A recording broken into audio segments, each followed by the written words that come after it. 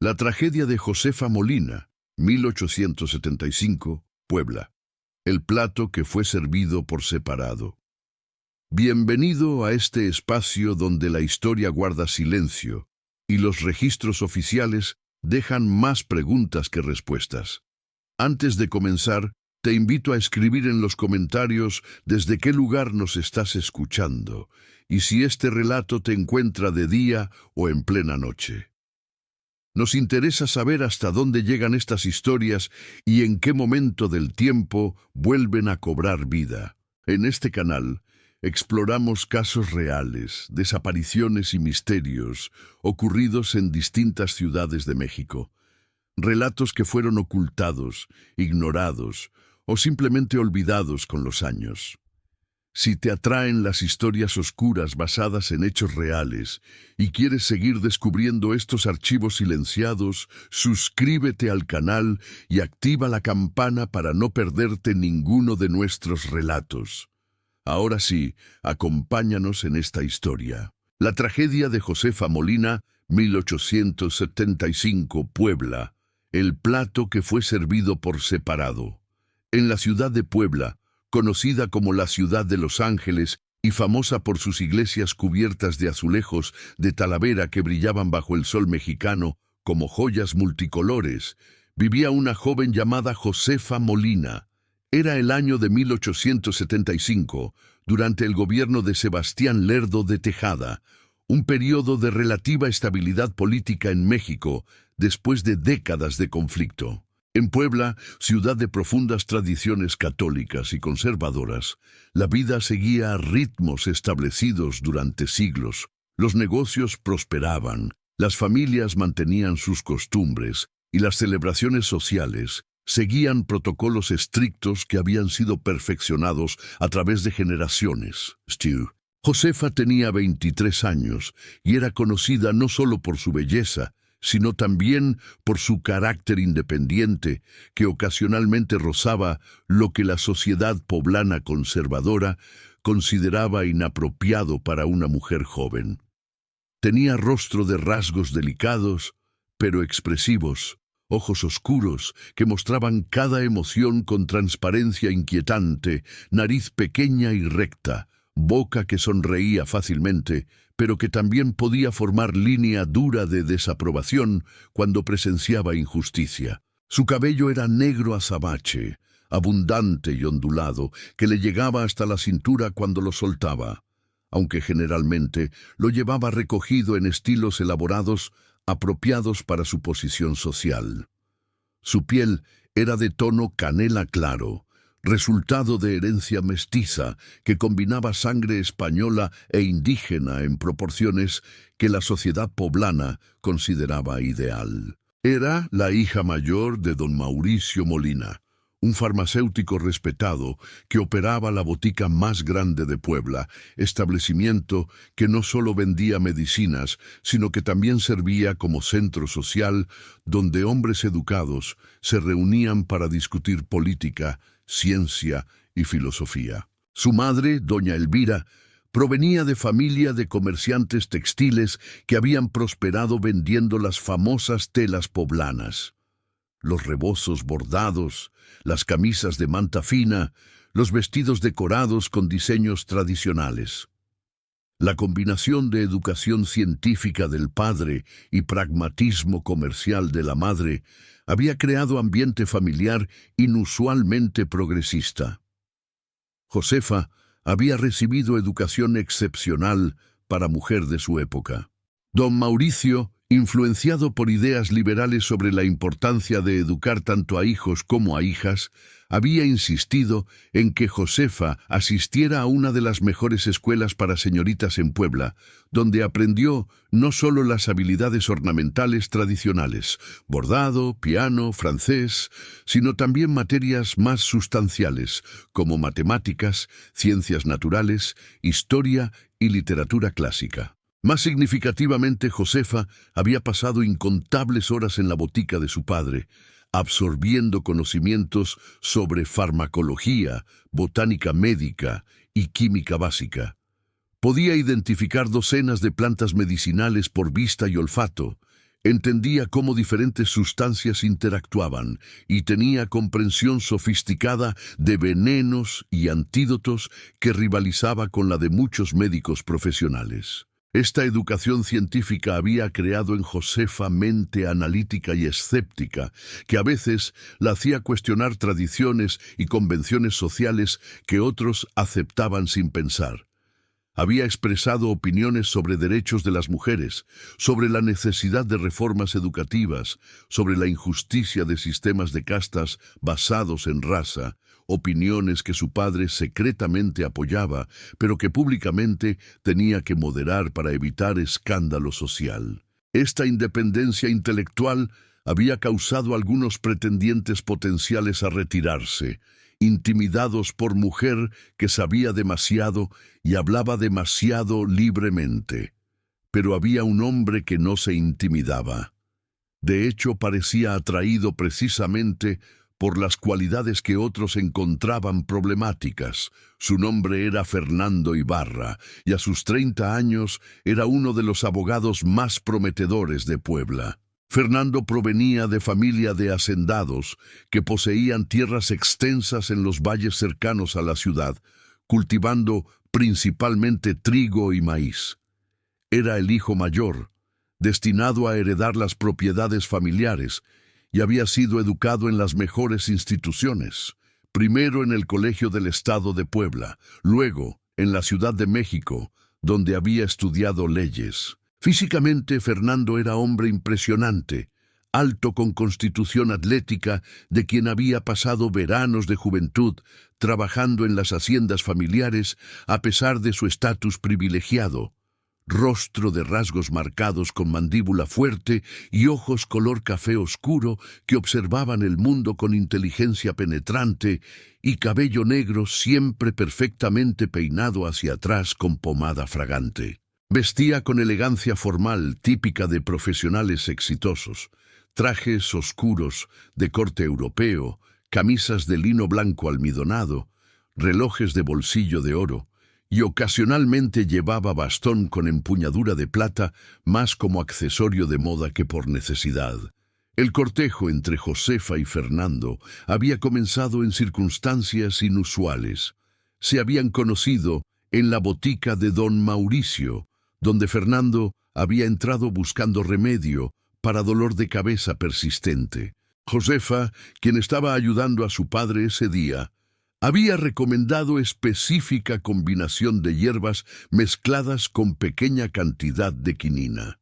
Fernando, impresionado por conocimientos farmacológicos de una mujer joven, había regresado varios días después, ostensiblemente para reportar que el remedio había funcionado, pero realmente para conocer mejor a esta señorita inusual. Durante los 18 meses siguientes, Fernando había cortejado a Josefa con mezcla de formalidad tradicional y apertura intelectual que ella encontraba refrescante.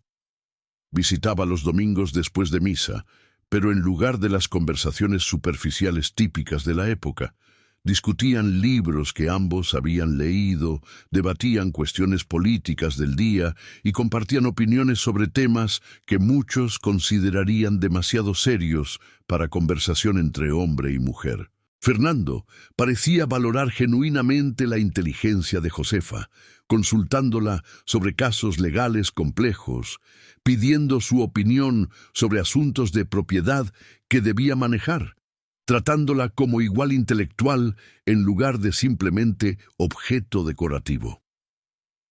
Esta aparente igualdad en su relación había convencido a Josefa de que Fernando sería esposo apropiado, alguien con quien podría tener verdadera compañía intelectual en lugar de simplemente cumplir roles sociales prescritos. Cuando Fernando finalmente propuso matrimonio formalmente, arrodillándose en el jardín de la casa Molina con anillo de oro y esmeraldas que había pertenecido a su abuela, Josefa había aceptado con genuina alegría y optimismo sobre su futuro juntos. Pero había aspectos de la personalidad de Fernando que Josefa no había percibido completamente durante el cortejo. Detrás de su fachada de progresismo intelectual, Fernando tenía vena de conservadurismo social profundamente arraigada, especialmente en asuntos relacionados con honor familiar y posición social. Y había otra persona en su vida cuya influencia sobre él era más fuerte de lo que Josefa había realizado: su madre, doña Cristina de Ibarra.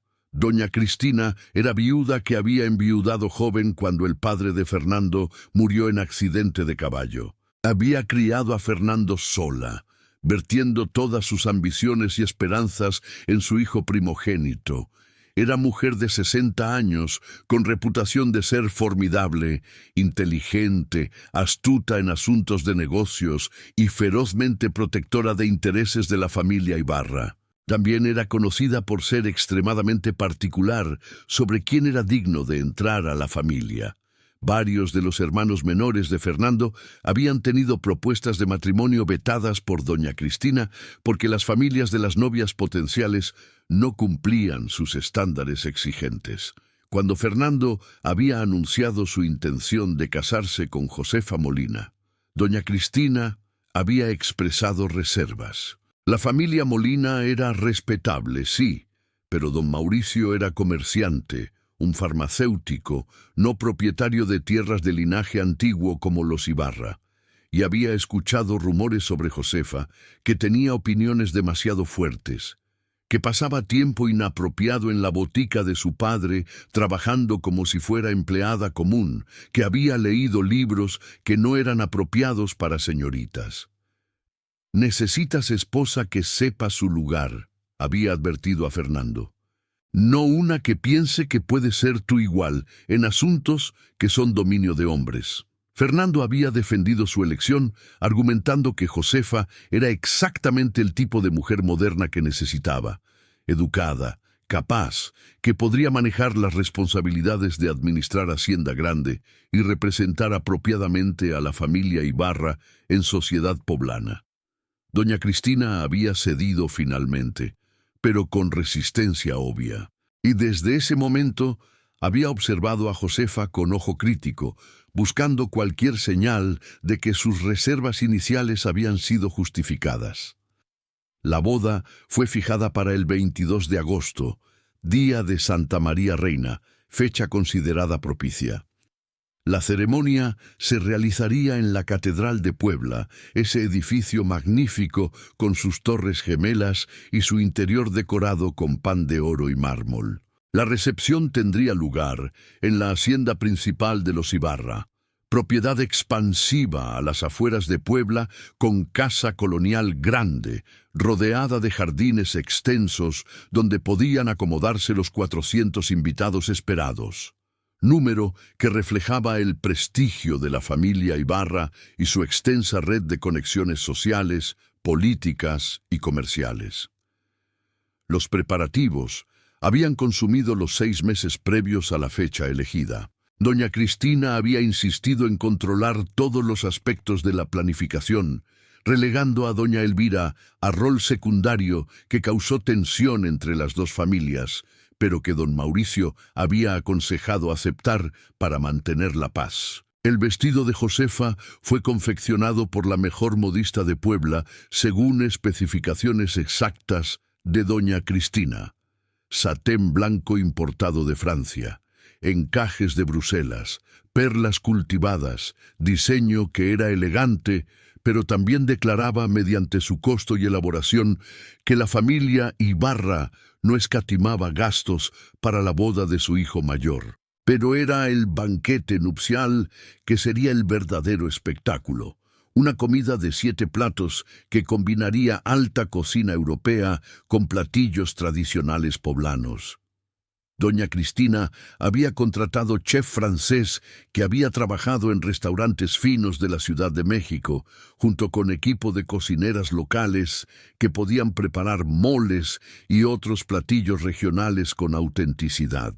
El menú había sido planeado meticulosamente durante meses: ostras frescas como primer plato, consomé de pollo con jerez, pescado en salsa de mantequilla con alcaparras, sorbet de limón como paladar limpiador, el plato principal de cordero asado con hierbas finas y mole poblano servidos simultáneamente como fusión de tradiciones culinarias, ensalada de la temporada y finalmente pastel de bodas de 5 niveles decorado con flores de azúcar. La coordinación de servir comida caliente a 400 invitados simultáneamente requería ejército de servidores.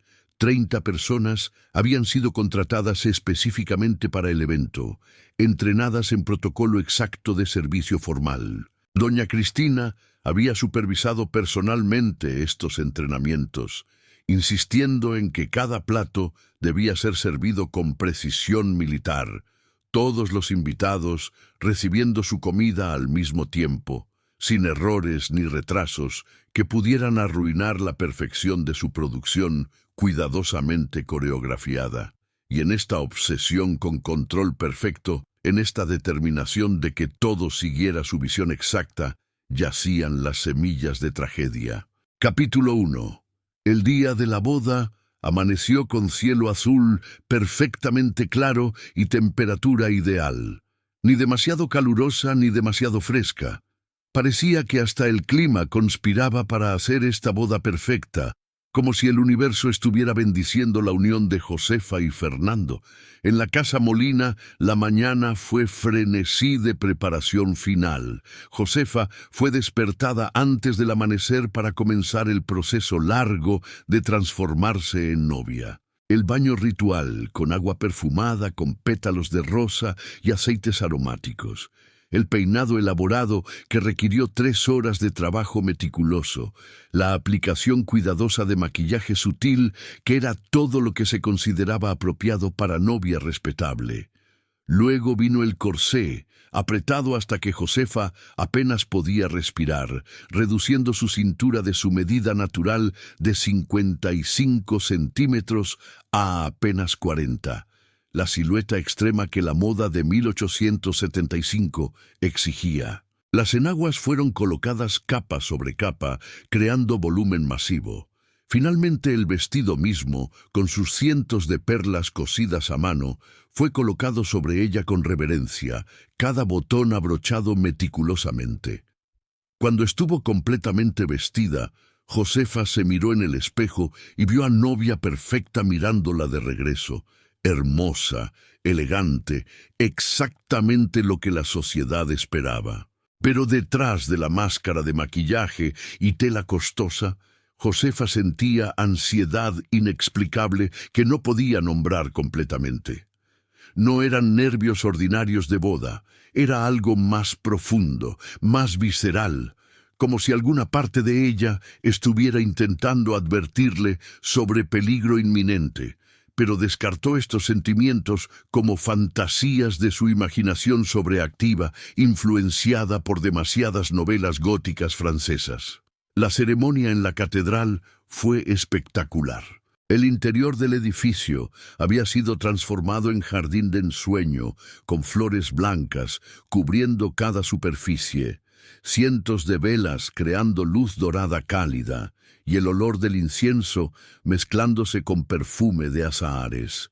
Los 400 invitados llenaban los bancos, representando lo mejor de la sociedad poblana: políticos, comerciantes prósperos, propietarios de haciendas, oficiales militares, sacerdotes importantes, familias aristocráticas antiguas. Era exhibición de poder y prestigio, tanto como ceremonia religiosa. Josefa caminó por el pasillo del brazo de su padre, consciente de los cientos de ojos evaluándola, juzgándola, determinando si era digna de entrar a la familia Ibarra. Fernando esperaba en el altar, visiblemente emocionado, sonriendo con lo que parecía afecto genuino. A su lado estaba doña Cristina, vestida de seda oscura apropiada para madre del novio, su rostro mostrando satisfacción controlada, pero sus ojos, esos ojos que Josefa había aprendido a leer durante los meses de preparación, mostraban algo más complejo. Era aprobación, posesividad, o tal vez desafío sutil, como si estuviera diciendo: ahora veremos si realmente eres lo suficientemente buena para mi hijo. Los votos fueron intercambiados según ritual católico tradicional. Josefa y Fernando prometieron amarse y honrarse en todas las circunstancias, hasta que la muerte los separara. Los anillos fueron bendecidos por el obispo de Puebla, personalmente, honor reservado solo para familias más importantes, y colocados en sus dedos. Cuando el obispo finalmente los declaró marido y mujer, el aplauso resonó bajo las bóvedas altas de la catedral. La procesión desde la catedral hasta la hacienda Ibarra tomó casi una hora, caravana larga de carruajes moviéndose a través de las calles de Puebla, mientras ciudadanos salían para ver pasar la celebración. La hacienda, cuando finalmente llegaron, era visión impresionante. Los jardines habían sido decorados con miles de flores adicionales, mesas largas habían sido instaladas bajo carpas elaboradas de seda blanca, y en el centro estaba la mesa principal en plataforma elevada, donde Josefa y Fernando se sentarían con sus familias inmediatas. Pero antes del banquete formal, habría recepción de pie, donde los invitados podían circular, tomar copas de champán, comer aperitivos ligeros y felicitar a los novios. Esta parte de la celebración duró casi 2 horas, tiempo durante el cual Josefa y Fernando estuvieron de pie recibiendo línea interminable de invitados, cada uno ofreciendo buenos deseos y ocasionalmente regalos que eran presentados ceremoniosamente. Para cuando esta porción finalmente terminó y llegó el momento de sentarse para el banquete, Josefa estaba exhausta. Sus pies dolían en zapatos demasiado apretados, su espalda protestaba contra el peso del vestido y el corsé restrictivo, y no había comido nada sustancial en más de 24 horas. El banquete comenzó con ceremonia elaborada. Los invitados fueron guiados a sus asientos asignados, posiciones cuidadosamente orquestadas por doña Cristina, según jerarquía social precisa.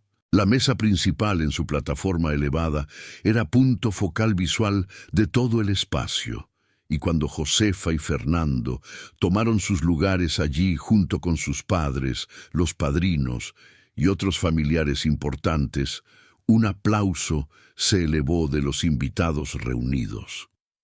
Las ostras fueron servidas primero, platillos de porcelana fina con media docena de ostras frescas cada uno, acompañadas de limones y salsa picante.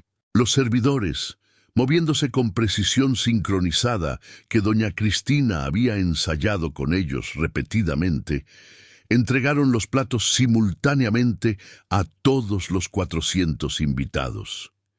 Era ballet de servicio, impresionante en su coordinación. Todos los invitados recibieron sus ostras al mismo tiempo, todos excepto Josefa. El plato de Josefa no llegó con los demás. Ella observó mientras todos a su alrededor comenzaban a comer sus ostras, pero su lugar permanecía vacío. Miró alrededor confundida, buscando algún servidor que pudiera explicar el retraso. Fernando, ocupado conversando con el padrino sentado a su izquierda, no notaba que su nueva esposa no había recibido su plato.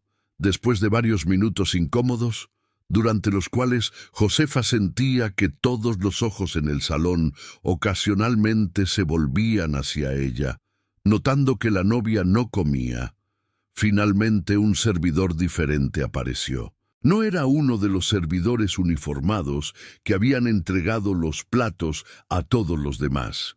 Era hombre mayor, vestido simplemente, que Josefa no reconocía de los entrenamientos de servicio que había observado durante las semanas previas.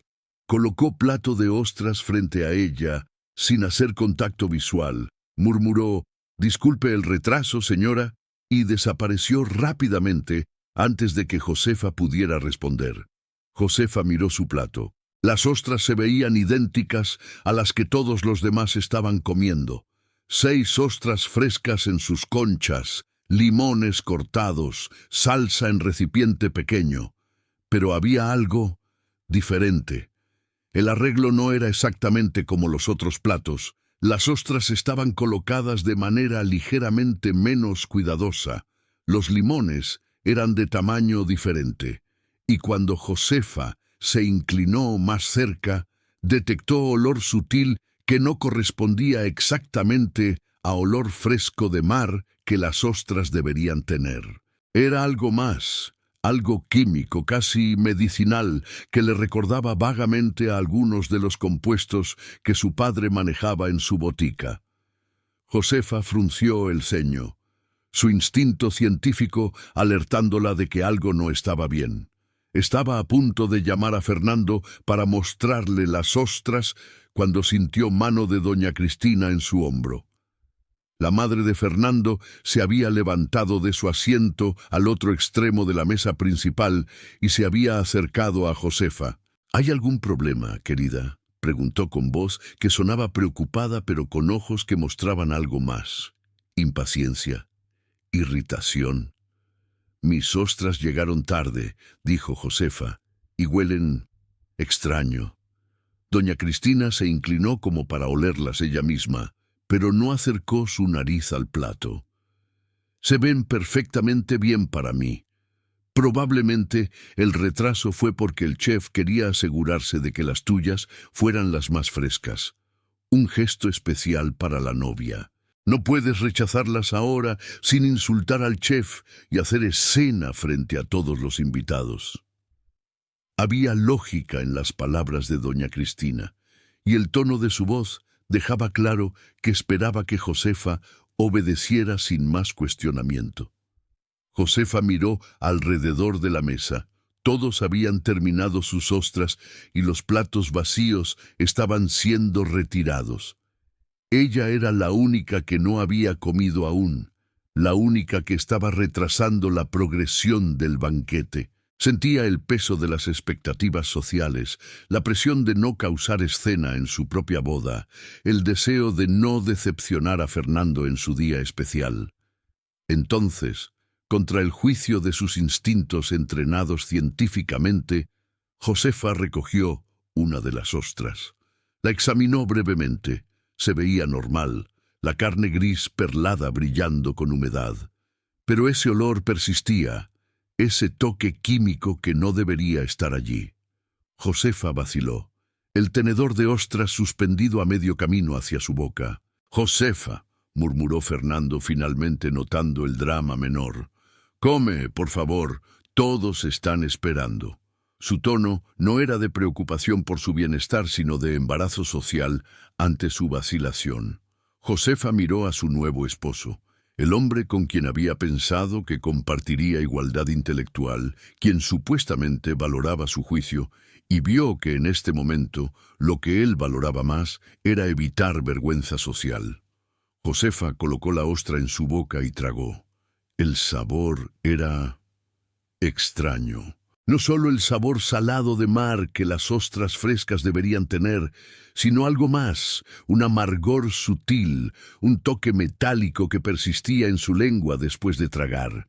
Comió una segunda ostra, luego una tercera, cada una confirmando que el sabor no era normal.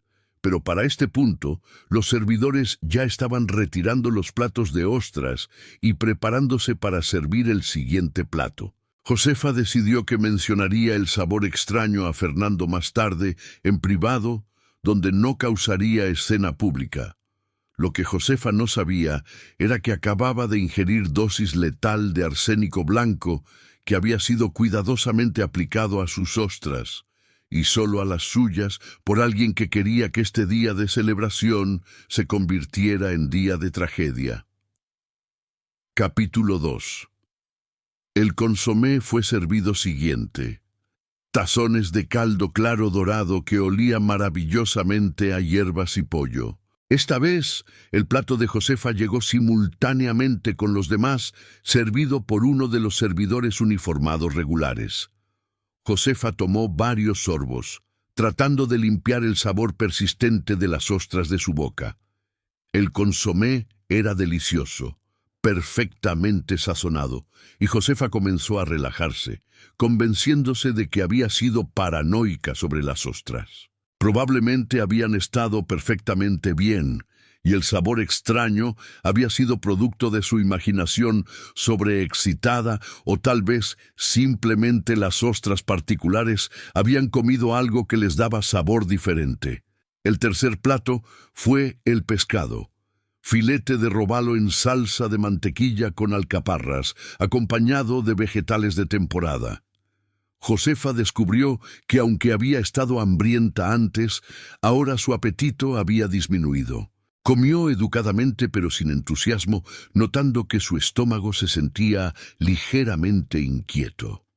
Atribuyó esto a la combinación de corsé apretado, nervios de boda persistentes y el hecho de que había ayunado por tanto tiempo antes de comer finalmente.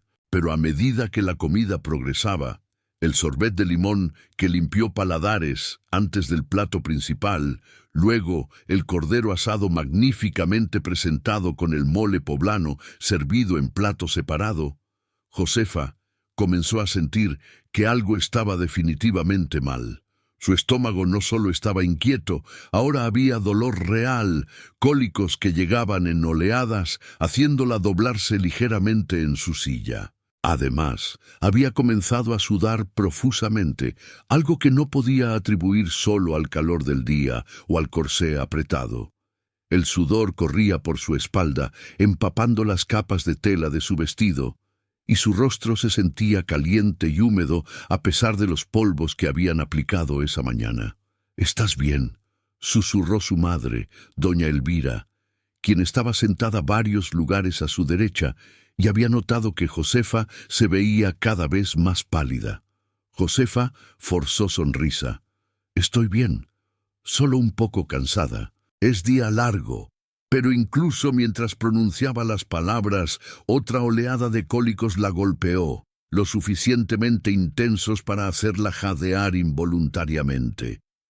Fernando, ocupado en conversación animada con varios invitados importantes que habían venido a la mesa principal para felicitarlo, no notaba la angustia creciente de su nueva esposa.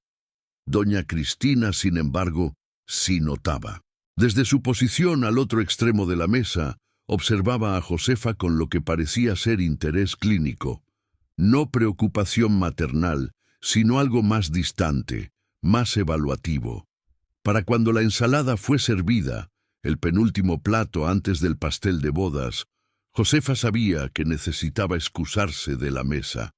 Las náuseas que había estado sintiendo durante la última hora se habían intensificado hasta el punto donde no estaba segura de poder prevenir vómito si permanecía sentada. Además, había comenzado a sentir urgencia intestinal alarmante que sugería que su cuerpo estaba intentando expulsar algo tóxico de su sistema por cualquier medio disponible. «Fernando», murmuró tocando el brazo de su esposo. Necesito ir adentro por un momento. No me siento bien». Fernando la miró por primera vez realmente en la última hora, y su expresión pasó de irritación por la interrupción a preocupación cuando vio cuán pálida se había puesto Josefa. «¿Qué está mal?» «Mi estómago. Creo que algo que comí no me sentó bien. Solo necesito descansar brevemente».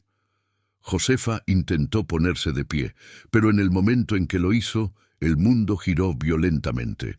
Sus rodillas cedieron y habría caído si Fernando no la hubiera agarrado. Había ahora murmullo de alarma entre los invitados más cercanos a la mesa principal, quienes habían presenciado el casi colapso de la novia.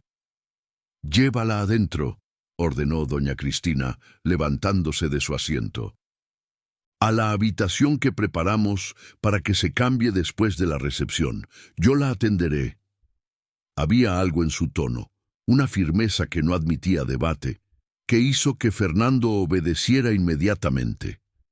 Sostuvo a Josefa por la cintura, prácticamente cargándola mientras la guiaba hacia la casa principal, seguidos por doña Cristina y doña Elvira. Una vez dentro de la habitación privada, Lejos de los ojos curiosos de los invitados, Josefa finalmente perdió el control que había estado manteniendo con dificultad. Vomitó violentamente en la palangana que doña Elvira rápidamente colocó frente a ella, expulsando todo el contenido de su estómago. Las ostras, el consomé, el pescado, todo mezclado en masa repugnante. Pero el vómito no trajo el alivio que normalmente debería. En cambio, los cólicos en su estómago se intensificaron, y Josefa se encontró doblada en agonía, lágrimas corriendo por su rostro. «Necesitamos llamar a un médico», dijo doña Elvira con urgencia. «Esto no es simple indigestión. Algo está seriamente mal». Pero doña Cristina se interpuso cuando doña Elvira se movió hacia la puerta.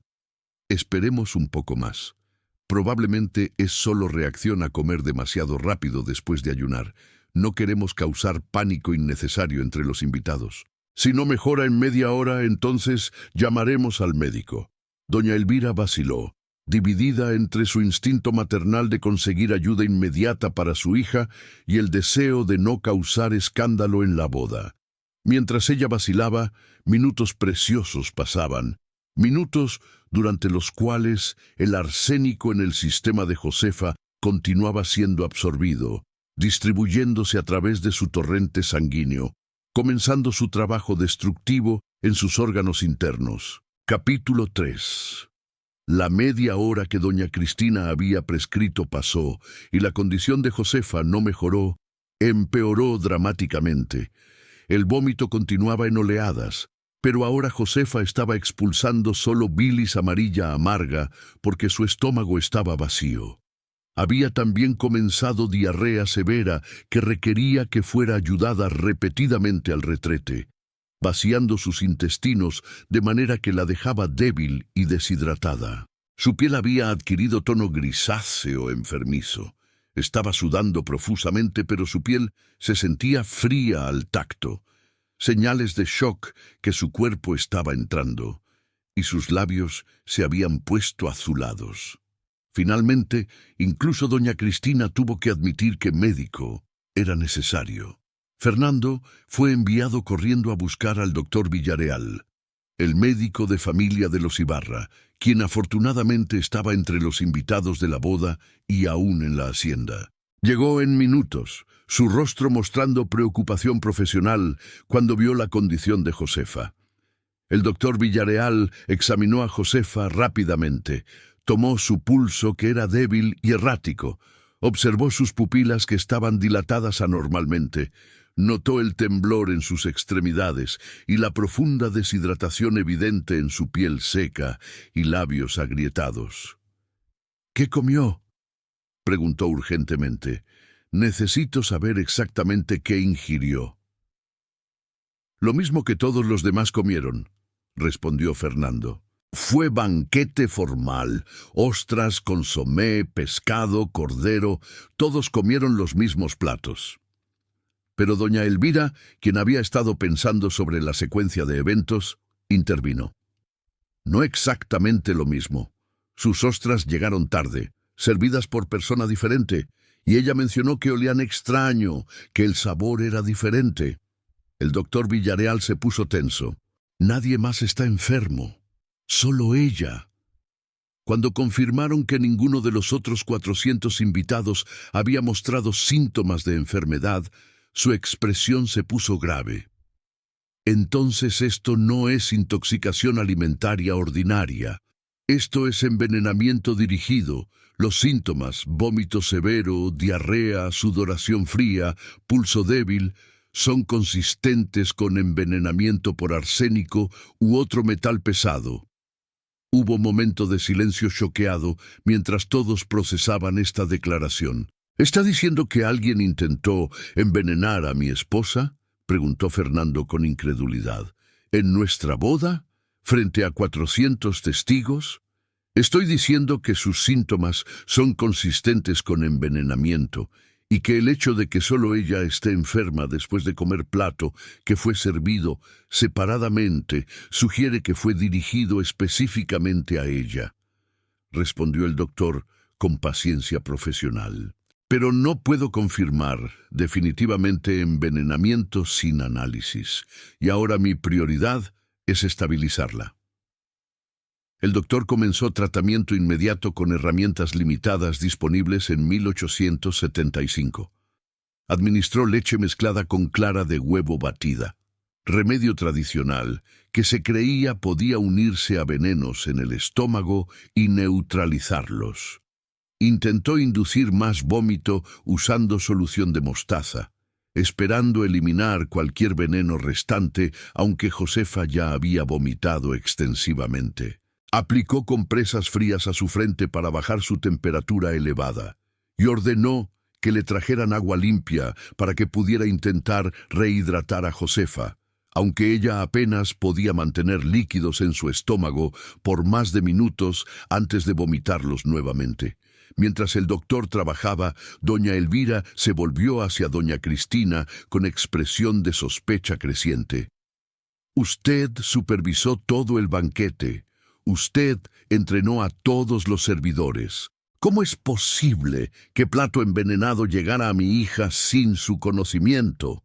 Había acusación implícita en sus palabras, aunque no se atrevía a hacer acusación explícita sin evidencia. Doña Cristina respondió con indignación fría. «¿Está sugiriendo que yo tengo algo que ver con esto? Hay 400 invitados en esta hacienda, docenas de servidores, cocineras que no conozco personalmente. Cualquiera podría haber adulterado ese plato. De hecho», agregó con expresión calculada, «su propia familia tiene conocimiento extenso de sustancias tóxicas, ¿no es así? Don Mauricio es farmacéutico. Tal vez debería preguntar si alguien de su familia tiene motivo para sabotear esta unión». Era acusación tan escandalosa que doña Elvira quedó temporalmente sin palabras. Pero antes de que pudiera responder, el doctor Villareal intervino. «Señoras, por favor, las recriminaciones no ayudan a Josefa ahora. Necesita tratamiento médico intensivo que no puedo proporcionar aquí. Debe ser transportada a hospital en la ciudad donde tiene más recursos». Pero 1875. Puebla no tenía ambulancias. Josefa tendría que ser transportada en carruaje ordinario, viaje que tomaría al menos 40 minutos sobre caminos no pavimentados. 40 minutos, durante los cuales su condición podría deteriorarse fatalmente. El doctor temía que no sobreviviera el viaje en su estado actual. «Entonces debes estabilizarla aquí tanto como sea posible antes de intentar moverla», insistió Fernando, finalmente mostrando emoción genuina. No solo embarazo social, sino miedo real por su esposa. «Haz lo que sea necesario». Durante las siguientes horas, el doctor Villareal luchó por mantener a Josefa viva. Le administró opio en pequeñas dosis para controlar el dolor extremo que la atormentaba. Cuando sus riñones comenzaron a fallar, evidenciado por la ausencia de producción de orina a pesar de los intentos de rehidratación, intentó estimularlos con hierbas diuréticas. Cuando su corazón comenzó a latir irregularmente, le dio digital para estabilizar su ritmo cardíaco. Pero estaba luchando contra envenenamiento sistémico con herramientas médicas primitivas, y ambos sabían que estaba perdiendo la batalla. A medida que la noche caía y la celebración de boda en los jardines continuaba, porque la mayoría de los invitados aún no sabían sobre la crisis médica que se desarrollaba dentro de la casa, Josefa driftaba entre conciencia y delirio. En momentos lúcidos, preguntaba débilmente qué le había pasado, por qué sentía que estaba muriendo en el día que debería ser el más feliz de su vida. En momentos de delirio, murmuraba sobre el laboratorio de su padre, sobre venenos que había estudiado, sobre la ironía terrible de que su conocimiento de toxicología ahora le permitiera entender exactamente cómo su cuerpo estaba fallando, pero no le daba poder para detenerlo. «Arsénico», susurró a su madre durante uno de sus momentos lúcidos. «Es arsénico, madre. Puedo sentir cómo funciona. Primero el tracto gastrointestinal, luego los riñones, luego el corazón. Las ostras. Alguien puso arsénico en mis ostras. Sus ojos se enfocaron en el rostro de su madre con claridad terrible. ¿Quién me odia tanto, madre? ¿Quién quería matarme en mi boda? Doña Elvira no tenía respuesta para dar. Sostuvo a su hija llorando, mientras Josefa driftaba nuevamente hacia inconsciencia. Capítulo 4. Josefa Molina murió poco después de medianoche, menos de 12 horas después de casarse con Fernando Ibarra.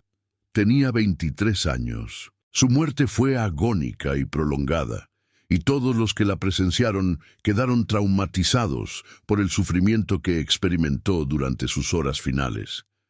La causa oficial de muerte fue registrada como intoxicación alimentaria aguda con fallo orgánico múltiple.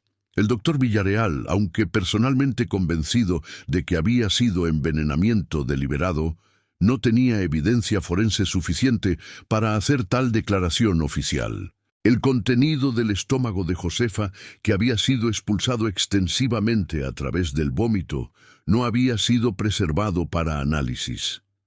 Las ostras que ella había comido habían sido descartadas con todos los otros restos del banquete, y no había testigos confiables que pudieran identificar definitivamente quién había servido el plato separado a Josefa.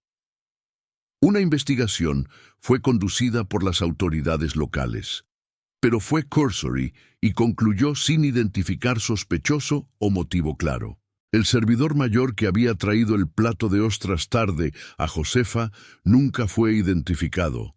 Nadie entre el personal regular admitió conocerlo, y doña Cristina, cuando fue interrogada, insistió en que todos los servidores habían sido contratados a través de agencia respetable y que ella personalmente no conocía a cada uno por nombre. El hombre desapareció sin dejar rastro, y sin él no había forma de rastrear de dónde había venido el plato envenenado. Había especulación, por supuesto. Algunos sospechaban de doña Cristina, quien había dejado claro sus reservas sobre Josefa como esposa apropiada para su hijo. Otros sospechaban de rivales comerciales de don Mauricio que podrían haber querido vengarse destruyendo la felicidad de su hija. Algunos incluso sospechaban de pretendiente rechazado de Josefa, aunque nadie podía identificar candidato específico. Pero especulación sin evidencia no llevaba a ninguna parte, y eventualmente el caso fue archivado como muerte por intoxicación alimentaria de origen indeterminado. Fernando quedó devastado, o al menos parecía estarlo. Había perdido su esposa en el día de su boda, circunstancia tan trágica que se convirtió en figura de compasión en toda Puebla. Don Mauricio y doña Elvira quedaron destrozados, habiendo perdido su hija mayor en circunstancias que sospechaban fuertemente habían sido asesinato, pero que no podían probar. La familia Molina cortó todos los lazos con la familia Ibarra, negándose incluso a hablar con Fernando, aunque técnicamente seguía siendo su yerno, hasta que la muerte de Josefa fuera oficialmente procesada por la iglesia. Josefa fue enterrada en el cementerio de Puebla en tumba de familia Molina. Su funeral fue grande.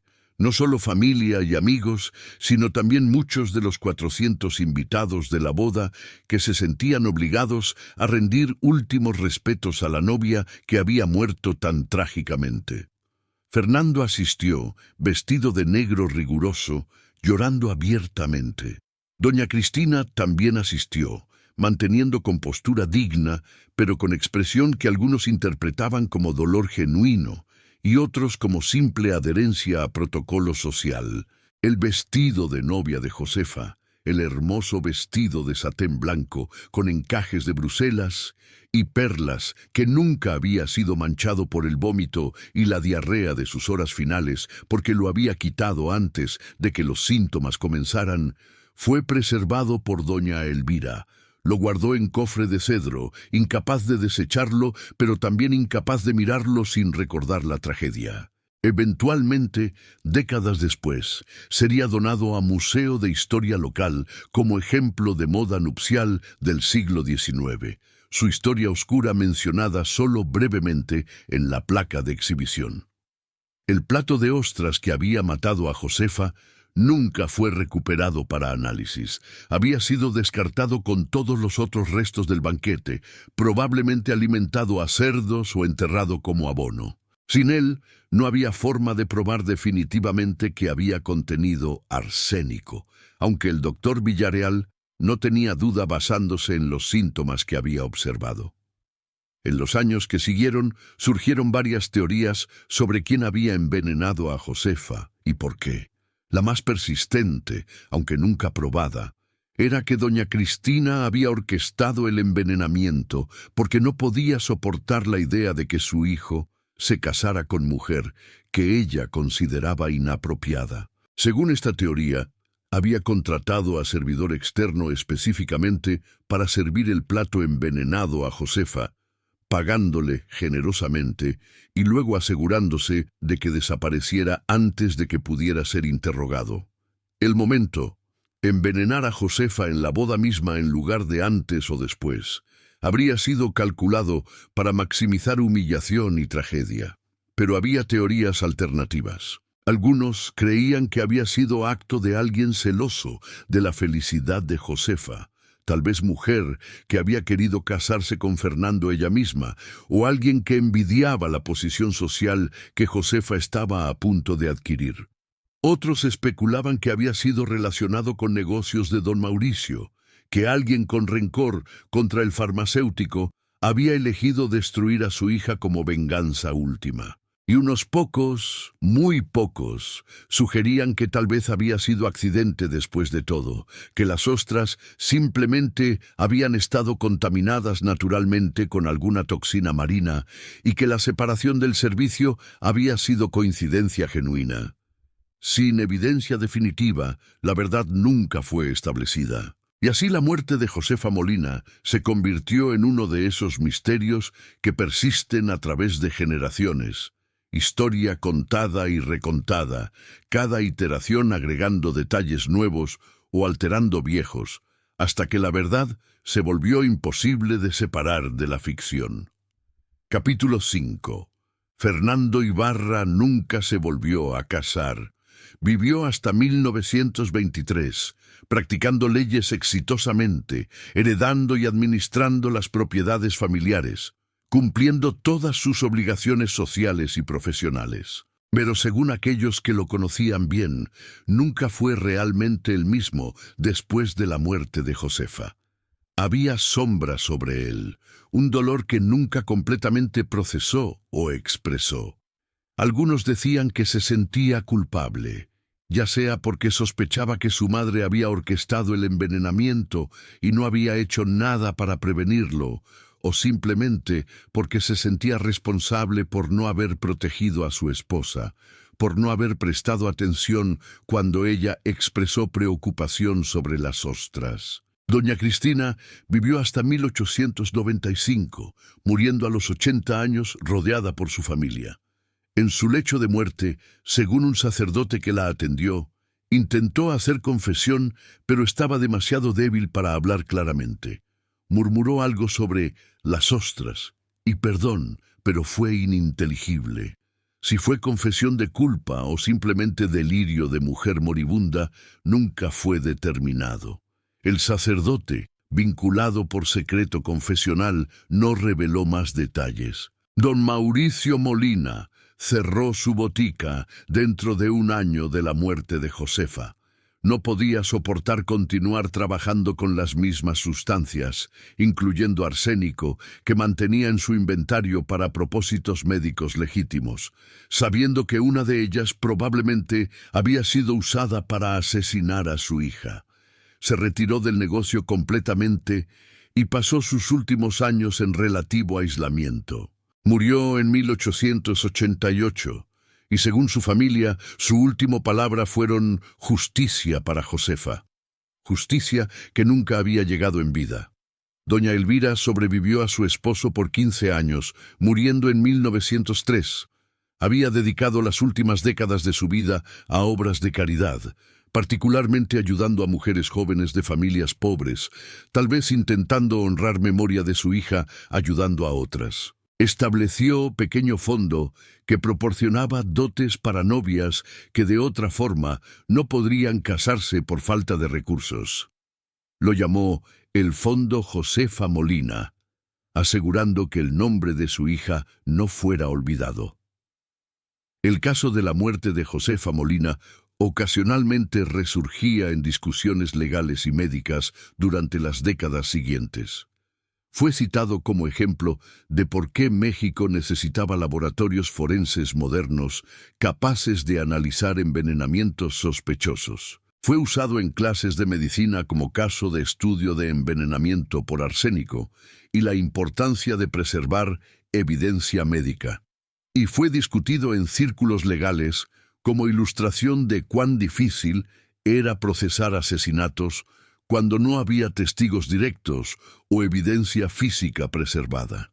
En los años 1920, cuando México comenzó a desarrollar sistemas más sofisticados de investigación criminal, el caso de Josefa fue reexaminado brevemente por historiadores de crimen. Revisaron todos los registros disponibles, entrevistaron a descendientes de personas involucradas e intentaron reconstruir qué había sucedido realmente.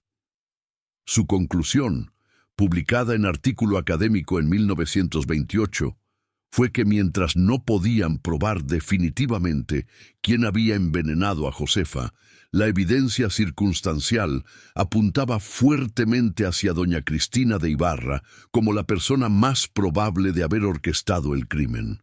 Pero para entonces, todos los protagonistas principales habían muerto, y la conclusión era más histórica que legal. Hoy, más de un siglo y medio después, la tumba de Josefa Molina todavía puede ser encontrada en el cementerio de Puebla. La lápida original fue reemplazada en los años 1950 por sus bisnietos, descendientes de sus hermanas menores que habían seguido viviendo y teniendo familias. La nueva lápida dice: Josefa Molina de Ibarra, 1852-1865. Hija amada, esposa por un día, víctima de maldad incomprensible, que su alma descanse en paz que le fue negada en vida. La historia se cuenta todavía en Puebla, especialmente entre familias que han vivido en la ciudad durante generaciones. Se usa como advertencia sobre múltiples temas, sobre peligros de suegras controladoras, sobre importancia de confiar en instintos cuando algo parece estar mal, sobre cómo envenenar a alguien en evento público rodeado por testigos es posible si se planifica cuidadosamente, y sobre tragedia de justicia negada cuando evidencia no es preservada apropiadamente. Pero más que estas lecciones prácticas, la historia de Josefa representa algo más profundo y más perturbador. La realidad de que a veces el peligro viene no de extraños, sino de aquellos más cercanos a nosotros. Que los días que deberían ser más felices pueden convertirse en más trágicos. Y que la verdad a veces permanece enterrada con las víctimas, dejando solo preguntas sin respuesta y justicia sin cumplir. Si esta trágica historia de Josefa Molina te ha impactado y quieres conocer más casos reales de envenenamientos, crímenes sin resolver y misterios históricos de México y América Latina, te invito a que des like, te suscribas al canal y actives las notificaciones. Me encantaría leer tu opinión. ¿Crees que doña Cristina fue responsable del envenenamiento? ¿Debería Josefa haber insistido más cuando notó que sus ostras eran diferentes? ¿Cómo se compara este caso con sistemas modernos de investigación forense? Comparte tus reflexiones en los comentarios y nos vemos en el próximo video con otra historia que te hará pensar sobre los peligros ocultos en lugares más inesperados y la importancia crítica de preservar evidencia cuando se sospecha crimen.